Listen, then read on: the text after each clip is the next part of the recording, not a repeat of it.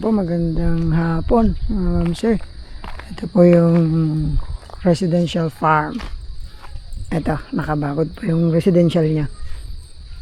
Bakod po ng stainless tapos hollow blocks. Frontage mga 23 mahigit, 20 to 25. So along cemented road. May power line. Yung yung water source dito Jetmatic, deep well. Pasukin muna natin itong loob ng residential. Kulang na lang ng gate, pwede na po ito. Hanggang doon po kay kuya. Ito po, nakabakod na doon. Tapos bakod na rin sa likod side, bakod na rin. Dagdagan na lang. 5,000 mahigit po ito, mga ma'am sir.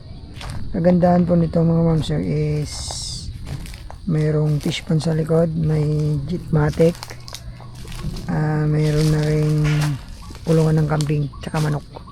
Tapos sa gitna, palay. Ito may mga mangga, tapos mga saging. Tapos may star apple.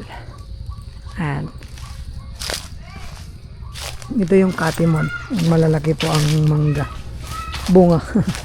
Yung matamis. So from National Road, 3 to 5 minutes drive. Ay, medyo masukal pero doon, punta tayo doon. 3 to 5 minutes from Manila to 3 hours. From Teplex 20 to 25. Exit po ng Rosales Teplex to. Ayan, bakod po yung property. Tapos sa likod,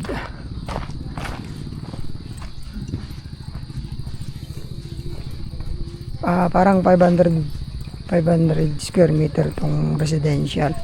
Tapos 5,000 yung palay tsaka may fish pan. Ito nakabakod po meron ding gate dito.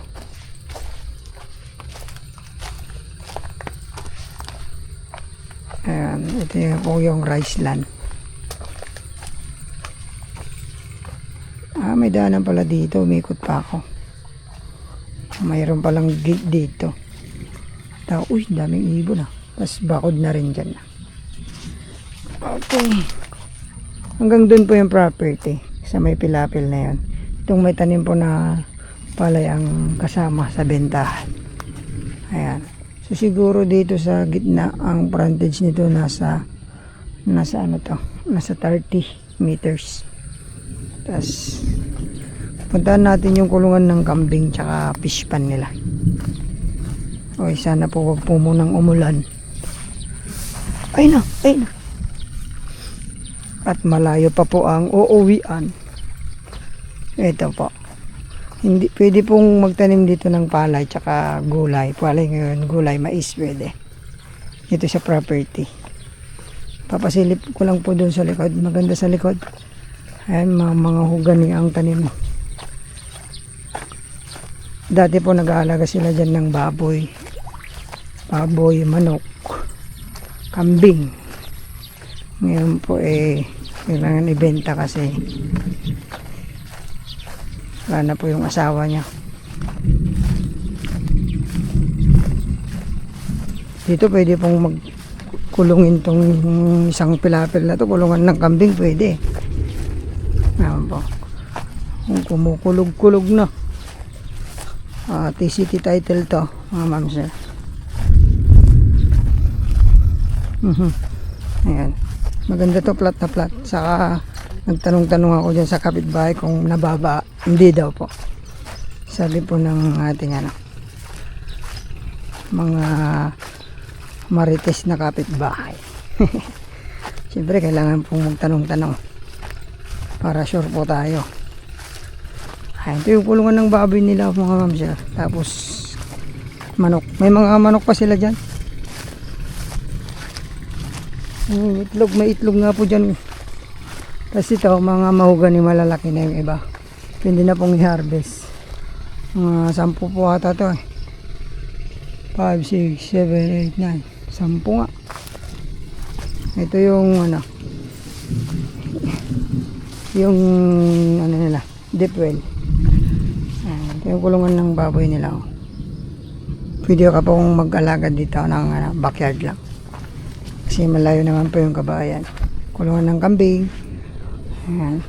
Pwedeng RTL dito. Ito yung fish pan nila. Maraming may fish, may tilapia. Galing dito yung may-ari. Nagpakain. Oh. Yan, fish pan.